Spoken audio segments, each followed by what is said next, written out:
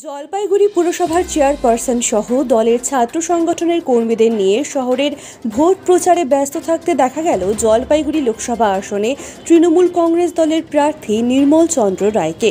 শুধু যে রাজনৈতিক প্রচার তাই নয়, জনসংযোগ কর্মসূচির প্রকৃত রূপ নেয় এই কর্মসূচি।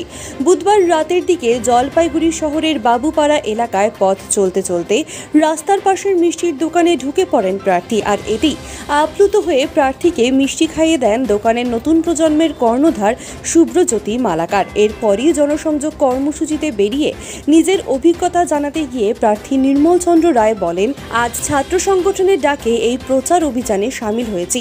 জনগণের থেকেও ভালো সাড়া পাচ্ছেন বলেও জানান তিনি। আমি খুব অভিভূত এবং আমি আপ্লুত হয়ে গেলাম যে সে আমাকে মিষ্টি খাওয়ালো। আর বেকারত্ব যেটা বলে আর কি, বেকারের ডেফিনিশনটা ঠিক আমাদের যে সরকারি চাকরি পেলে যে বেকার সমস্যার সমাধান হয়ে কর্মসংস্থানটা, বেকার মানে কর্মসংস্থান। সেই ইয়ং ছেলে হয়ে আজকে এই যে ব্যবসার সাথে যুক্ত হয়েছে। আমাদের আচার্য প্রফুল্লচন্দ্র রায় বলেছিলেন, হ্যাঁ, যে চাকরি ছাড়াও ব্যবসা করো। বাঙালিকে সেটা উপদেশ দিয়েছিলেন। না, ঠিকই আছে, মানে চাকরি না হলে তো একটা কিছু করে খেতে হবে। এখন ওর পড়াশোনা হয়ে গেছে, এখন কি করবে? বেকার একটা কিছু করতেই হবে। আমারও বাড়িতে রয়েছে, আমারও মানে আত্মীয় স্বজনের মধ্যে সেটা রয়েছে, ঠিক আছে তো।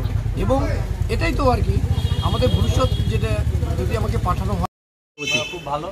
এর পরবর্তীতে আরও যারা আসবে তাদেরকেও মিষ্টি খাওয়াবো। কেন এই কেটা কেন খাওয়ালে?